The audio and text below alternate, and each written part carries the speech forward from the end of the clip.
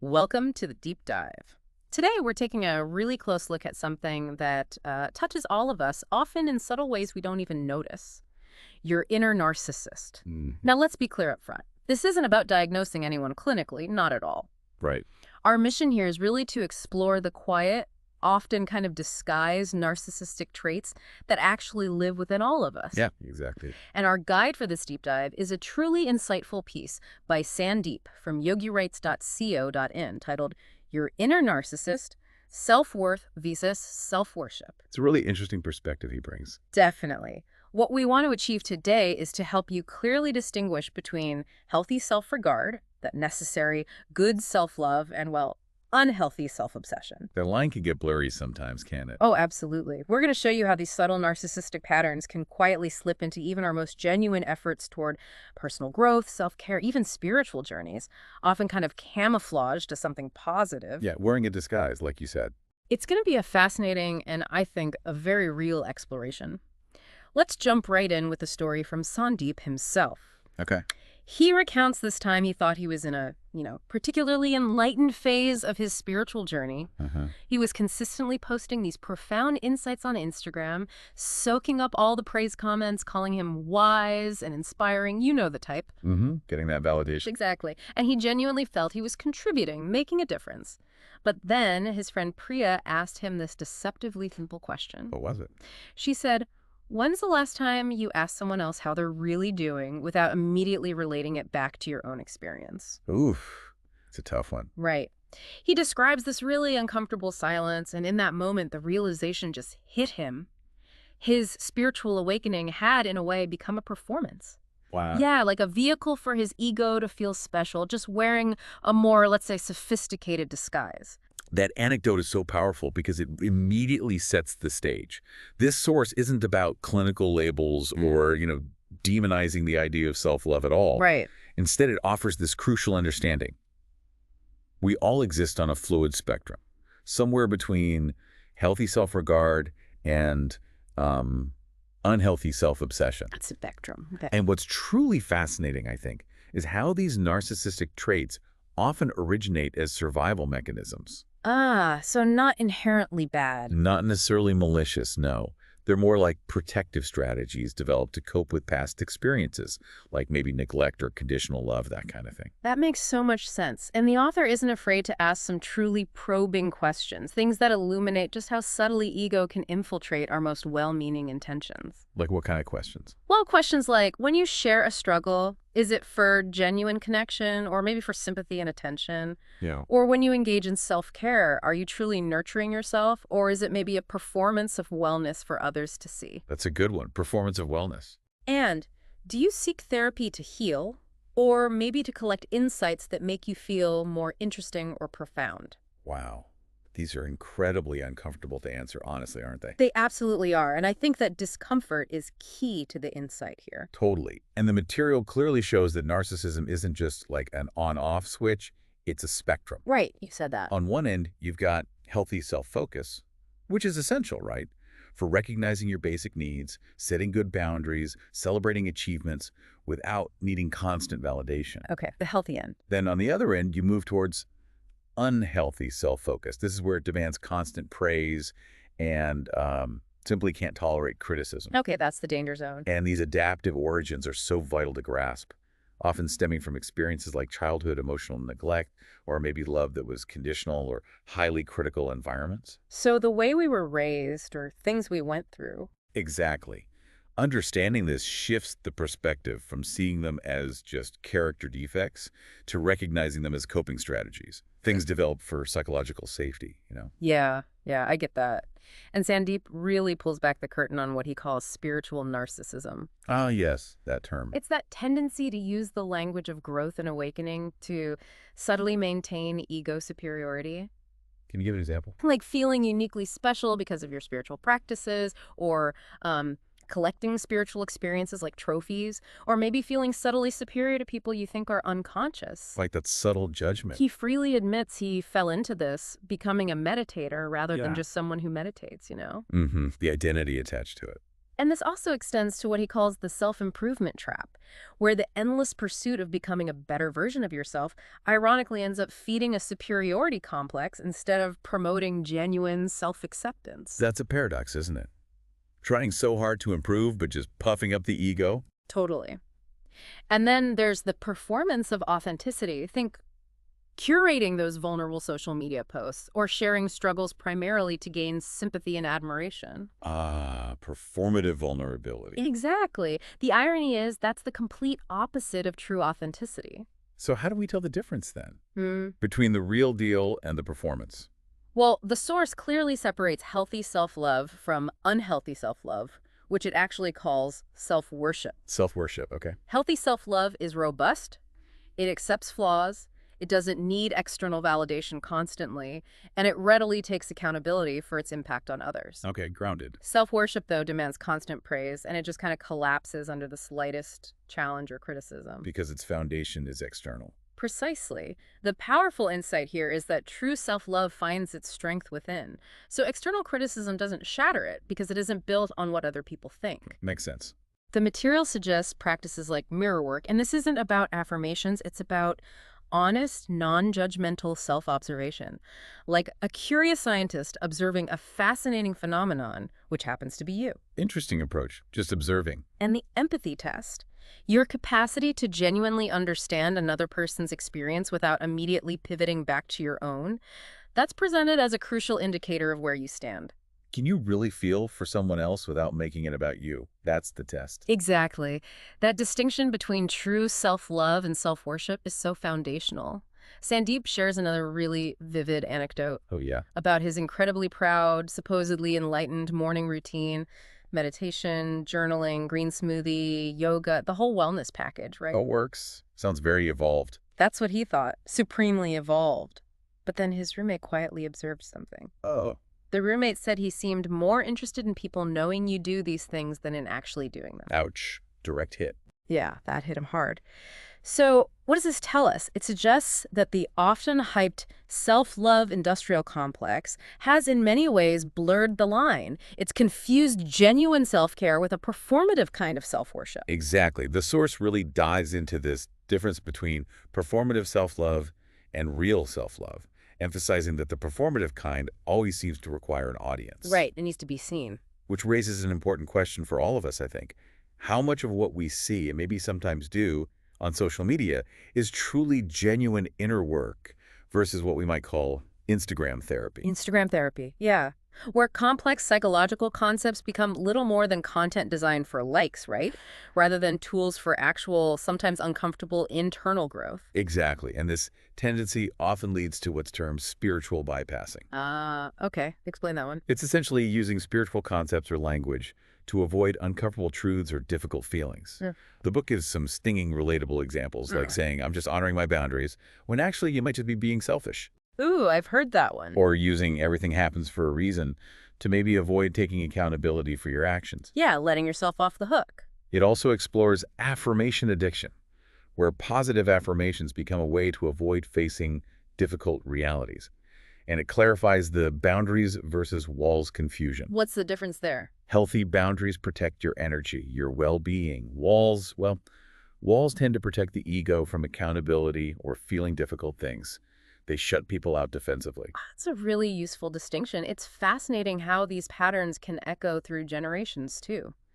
Sandeep delves into what he calls echo syndrome. Echo syndrome. Tell me more. He describes how we can unconsciously pick up narcissistic traits from the people or environments that shaped us growing up. Like sponges. Totally. He recounts growing up with a mother who constantly needed to be the center of attention, every conversation somehow redirected back to her. I think many can relate to that dynamic. And he later realized that, as an adult, he had unconsciously adopted her playbook. He found himself interrupting others or struggling to celebrate their successes without somehow making it about himself. Wow, that self-awareness is key. And his point is powerful. This isn't necessarily a moral failing. It's often a deeply ingrained survival adaptation learned very early on. Connecting this to the bigger picture, the source explains that in families with narcissistic dynamics, children often take on specific roles we learn just to survive. Oh, like archetypes. Kind of, There's the golden child who gets conditional love for achieving, which can lead to intense perfectionism. Right. Then the scapegoat, who becomes the identified problem, often carrying a lot of shame or maybe developing rebellious traits. The family problem child. Then the lost child, who just disappears to avoid conflict, developing more covert characteristics. And the mascot, who uses humor to diffuse all the tension. Wow, those roles really shape adult behaviors and relationships, don't they? Profoundly. The material also touches on reactive narcissism, where we might mimic behaviors we disliked in others, even while consciously rejecting them. Like becoming what you hated. In a sense, yeah. And it also challenges the empath-narcissist false binary. Oh, that's interesting. What does that mean? It makes the vital point that self-proclaimed empaths aren't immune. They can also exhibit narcissistic traits, maybe feeling special for their sensitivity or struggling with boundaries because they're kind of addicted to being needed. So it's not just black and white, empath or narcissist. Definitely not. It's much more nuanced. What's truly profound, I think, is that beneath much of this narcissistic behavior, there often lies what the source calls a shame core. A shame core. A deeply held, often unconscious belief that fundamentally, I am something bad. Wow. The source explains that the grandiosity, the perfectionism, the constant seeking of validation, the extreme avoidance of criticism, these aren't really the primary problems. They're symptoms. Exactly. They are sophisticated defenses built up by the psyche to protect against this unbearable underlying shame. So the outward behavior protects a very fragile inner core. That's the idea. And the profound takeaway is that true freedom comes not from perfecting these defenses, but from bravely acknowledging and healing that underlying shame. That's what allows for genuine connection to emerge. That's precisely right. And this leads directly to what the book calls the birth of the false self. The false self. Yeah. Whether it manifests as the achiever or the helper or maybe the spiritual seeker, this false self is a protective persona. It's designed to attract love and validation while keeping the vulnerable true self hidden away. Like a mask we wear. Pretty much. Yeah. And this constructed identity then fuels validation addiction, which we see manifest as, obsessively checking social media for likes or feeling utterly crushed when achievements aren't acknowledged. That constant need for external affirmation. And it also creates a criticism allergy, an extreme sensitivity to feedback, where any criticism feels like a direct attack on the very core of this fragile false self. Because the false self is fragile. Exactly. The source thoughtfully contrasts real healing, which involves facing the shame, taking accountability, with what it calls ego fluff. Ego fluff, I like that term. Which is basically just building more sophisticated defenses, maybe blame shifting or finding superiority in your healing journey. Right, not actually dealing with the core issue. Which is why the vulnerability paradox exists. Yeah. Sharing your true self feels like absolute annihilation to the false self, even though paradoxically, it's the essential pathway to genuine healing and connection. Wow. Okay, so knowing all this complex picture, how do we actually go about building a healthier, more authentic self, moving away from the false self? Well, the book emphasizes a really crucial distinction: self-esteem, which tends to be conditional and often comparative, versus self-worth, which is presented as unconditional and inherent. Okay, esteem versus worth. Got it. To cultivate that inherent self-worth, the source proposes something called an identity detox process. Identity detox. What does that involve? It involves taking an honest inventory of all the identities you might cling to, your professional identity, relational ones, spiritual labels, and truly assessing how much your sense of worth depends on maintaining those specific labels. So detaching your worth from those roles. Exactly. It's about consciously choosing which identities truly serve your authentic self, rather than letting them define you completely. Interesting. Are there practical steps? Absolutely. The book offers incredibly concrete practices for building that intrinsic worth. One is refining that mirror work we mentioned. Again, not chanting affirmations, but truly honest, non-judgmental self-observation. Just looking without judgment. Another is inner child integration work. This is about actively reparenting yourself, maybe giving yourself the unconditional acceptance and sense of emotional safety that might have been missing earlier in life. Healing those younger parts. And then there's values-based living, which means clearly identifying your core values, what truly matters to you, and intentionally aligning your actions with them, rather than just bending to external expectations or pressures. Living from the inside out. And the enough practice directly challenges that deep-seated belief of not being enough. It encourages a daily recognition of what you already have, do, and are that is, in fact, enough. Just acknowledging sufficiency. Yeah. And this raises an important question for you, the listener. Are you willing to do the sometimes uncomfortable internal work that doesn't rely on external applause or validation? That's the real challenge, isn't it?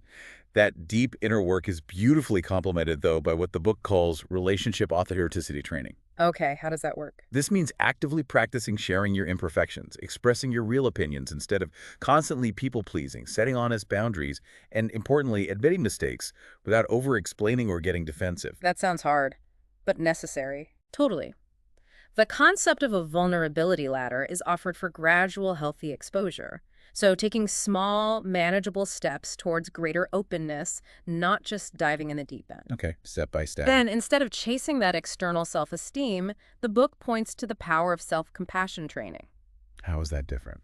It's about treating yourself with the same kindness and understanding you'd offer a dear friend, recognizing your common humanity that everyone struggles, and practicing mindfulness around your difficult feelings. I miss inwards. Exactly. Finally, there's the service paradox. This powerful idea that genuine service, given from an overflow of your own well-being rather than out of obligation or neediness, can profoundly build self-worth. Because it naturally moves you beyond self-preoccupation and connects you to something larger. Ah, that makes sense. Moving beyond the echo chamber, then, involves a pretty profound shift in perspective. Yeah. Sandeep shares his own story of eventually being able to just laugh at his ego's sometimes ridiculous antics. A sense of humor about it. Which led him to a state he calls ego transparency. The ability to observe your ego's patterns without automatically identifying with them, just seeing them play out. Detached observation. This fosters humility as strength, which isn't self-deprecation. It's more about an accurate self-assessment and a comfort with simply not knowing all the answers. Okay. Being okay with not knowing. And it connects deeply to the paradox of not being special.